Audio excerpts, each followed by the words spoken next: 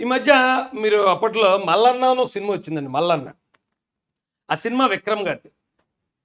తమిళ్‌లో నుంచి డబ్బై వచ్చింది ఇక్కడికి. అందులో అతను ఒక సీబీఐ ఆఫీసర్. ఆ సినిమాలో హీరోయిన్ శ్రియ. హీరో విక్రమ్‌ని కట్టేస్తారు.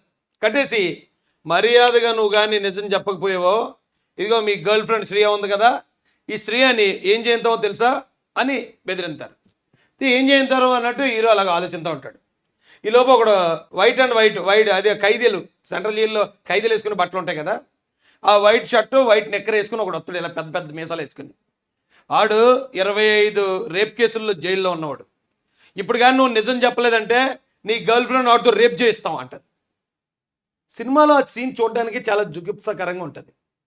అరే, ఒకరితో నిజం చెప్పించడానికి, ఒక నిజాయితీ పరుని హింసించడానికి వాళ్ళు గర్ల్ ఫ్రెండ్ అంటే ఆల్మోస్ట్ అదే కదా హీరోయిన్ వేరే వాడితో రేప్ చేయిస్తాం అంటారు.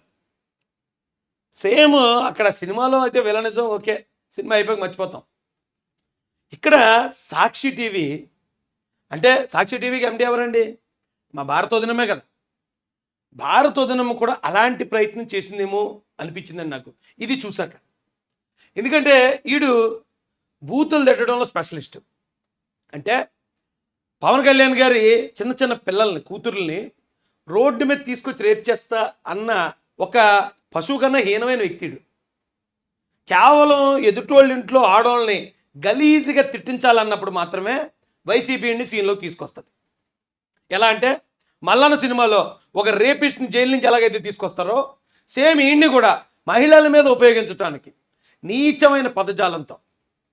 వీడి తప్ప ఈ రాష్ట్రంలో ఎవడు ఆ భాష మాట్లాడలేరు. ఇలాంటి వాళ్ళు ఒక కొడాలి లేకపోతే మరో వాళ్ళు కొంచెం లైట్గా మాడతారు. ఈడైతే వెనక ముందు ఏమీ లేదు, గాలిగడీడు. వీడు కొంచెం గంజాయి ఇప్పితే చాలు, ఆ గంజాయి మత్తులో ఎవరినన్నా ఎలాంటి వాళ్ళన్నా తిడతాడు. పవన్ కళ్యాణ్ గారిని తిట్టించారు ఓకే, ఎందుకంటే ఆయన ప్రత్యర్థి కాబట్టి. నీచంగా దిగజారి తిట్టించారు వీడితో. ఇక చంద్రబాబు నాయుడు గారి ఇంట్లో ఆడ కూతుర్లను కూడా తిట్టించారు. మాలాంటి వాళ్ళని అయితే ఎప్పటి నుంచో తిట్టిస్తున్నారు, అది వేరే విషయం. అయితే జగన్మోహన్ రెడ్డి గారు అలాగే భారతిరెడ్డి గారు రాజశేఖర్ రెడ్డి గారి కూతురైన షర్మిలారెడ్డి గారి మీదకి ఈయన్ని తీసుకొచ్చారండి. ఈయన్ని ఉసుకొలిపారు. ఈయన్ని వాళ్ళు ఉసుకొలిపారు అంటానికి నీ దగ్గర ఏ ఆధారం ఉందా రాయిషన్ మీరు అడగొచ్చు. ఈ మైక్ ఎవరిదండి? సాక్షి టీవీ మైక్ ఈడింటికి వెళ్ళింది.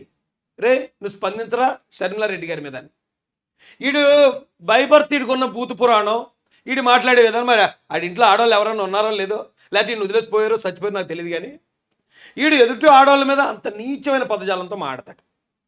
ఆడు అలా మాట్లాడతాడని తెలిసే భారతిరెడ్డి గారు మరి జగన్ రెడ్డి గారు ఇక షర్మిలను కంట్రోల్ చేయాలంటే ఇక ఒకే ఒకడు ఉన్నాడు, మనం వాడితోనే బండ బూతులు తిట్టించి ఘోరాతి ఘోరమైన మాటలు. అంటే ఒక రకంగా చెప్పాలంటే మాటలతో మానభంగం చేసినట్టే అండి, అది క్యారెక్టర్ని మానభంగం చేసినట్టు. అలాంటి పరిస్థితి ఈరోజున మరి సాక్షి ఆ మైక్ ఏదైతే ఉందో భారతిరెడ్డి గారి మైక్, ఆ మైక్ ప్రయత్నించింది అంటున్నానండి. ఇప్పుడు ఆవిడ రాజకీయంగా 100 విమర్శించాలి. ప్రత్యేక హోదా ఎందుకు రాలేదు, రైల్వే జోన్ ఎందుకు రాలేదు, పోలవరం ఎందుకు కట్టలేదు, డిఎస్సీ ఎందుకు తీయలేదు, నువ్వు మద్యపాన నిషేధం చేస్తానన్నావు ఎందుకు చేయలేదు, 100 అడుగుతుంది. నీకు జీలో దమ్ముంటే దానికి సమాధానం చెప్పాలా. మేము ఇదిగో ఈ కార్యక్రమాలు చేసాం కాబట్టి అది చేయలేకపోయాం, లేకపోతే అవునా చేయలేకపోయాం మేము చేతగానోళ్ళు నోరు మూసుకుని ఊరుకోవాలా. ఎదుటోళ్ళు నోరు మూయించడానికి ఇలాంటి గలీజ్గాళ్ళని సీన్లోకి మరి సొంత చెల్లి మీదకి కూడా, సొంత వదిన మీదకి కూడా, ఇలాంటి సొంత ఆడబడుచు మీదకి ఏ రాజకీయం కోసం పదవుల కోసం ఎంత కన్నా తెగజారుతారంటానికి ఇక ఇంతకు మించిన ఆధారం లేదండి. అదే ఈ గలీజ్గాడు ఆడి ఫేస్బుక్లోనో మరో ఫేస్బుక్లోనో ఎవడో పెట్టుకున్నాడు అనుకోండి, ఓకే తాగిపోతే అదో నాగొడుకులు ఉంటారు కదా అలాగే తిడతారులే అనుకోవచ్చు. కానీ ఆడింటికి సాక్షి మీడియా వాళ్ళకి ఫోన్ వచ్చి అర్జెంటుగా పలానా ఎండి గారు పలానా ఇంటికి వెళ్ళమన్నారు అనగానే ఆడు మైక్ తీసుకుని అందులో కెమెరా పెట్టుకుని ఈ కెమెరా మైక్ వేసుకుని బండి స్టార్ట్ చేసి అక్కడి నుంచి ఈడింటికి ఈడు కొంపకెళ్ళి ఏమండి మీరు అర్జెంటుగా షర్మిల మంది తిట్టాలి, మమ్మల్ని పైనుంచి మాకు హెడ్ ఆఫీస్ నుంచి ఫోన్ వచ్చింది అర్జెంటుగా మీరు తిట్టండి అని పెట్టారు నోటి దగ్గర. ఎంత గౌరవం అండి ఇది. అరే రే రాజకీయం కోసం ఇంత దిగజారుతారా? కుటుంబ సభ్యుది తోడబుట్టిన చెల్లి మీద ఎవరినో ఒక నోటి మాటలతో రేప్ చేసి ఒక రేపిస్ట్ గారిని సొంత చెల్లి మీద ప్రయోగిస్తారా? అవ్వా, ఎక్కడన్నా ఉందండి ఇది? నేను ఇది పార్టీల కోసం రాజకీయం కోసం మాట్లాడలే.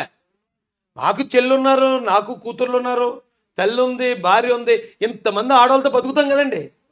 వాళ్ళందరి మీద మనకు ఒక రెస్పెక్ట్ ఉంటుంది, ప్రేమ ఉంటుంది, వాళ్ళని కాపాడుకోవాలనే ఆ ఆతృత ఉంటుంది. అలాంటప్పుడు ఏమన్నా గొడవలు రావచ్చు. గొడవలు వస్తే చెల్లే కదా, నరువే ఒక మాటను గద్దించు, అంతేగాని ఇలాంటి వాళ్ళని ప్రయోగించటం ఈ బాబు చాలా ప్రమాదకరం. ఇది ఇంత క్రిమినల్ మైండెడ్ని నేను ఎక్కడ చూడలేదండి. సొంత చెల్లి మీదే ఇంత ప్రయత్నం జరిగిందంటే మరి చంద్రబాబు నాయుడు గారి భార్య గారు, మా అందరికీ తల్లి సమానురాలైన భువనేశ్వర్ గారి మీద వ్యాఖ్యలు, తిట్లు, వీళ్ళ కదా తిట్టిస్తా. ఇప్పుడు అర్థం అవట్లేదా? పవన్ కళ్యాణ్ గారి చిన్న చిన్న ఆడపిల్లల్ని తిట్టించింది వీళ్ళని ఇప్పుడు అర్థం కావట్లేదా?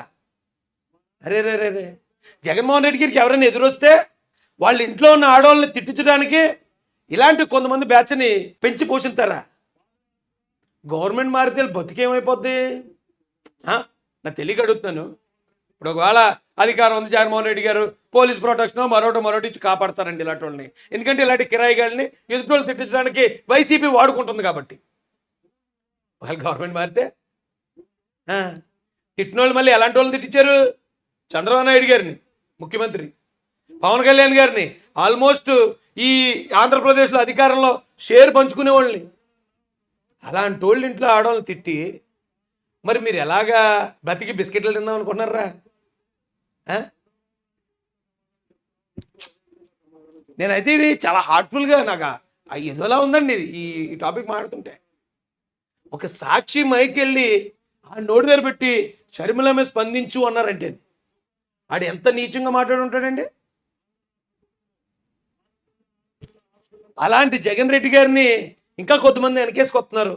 ఆ జగన్ రెడ్డి గారు మంచోళ్ళు అంటున్నారంటే మరి అమ్మ మిమ్మల్ని మ్యూజియంలో పెట్టాలరా బాబా.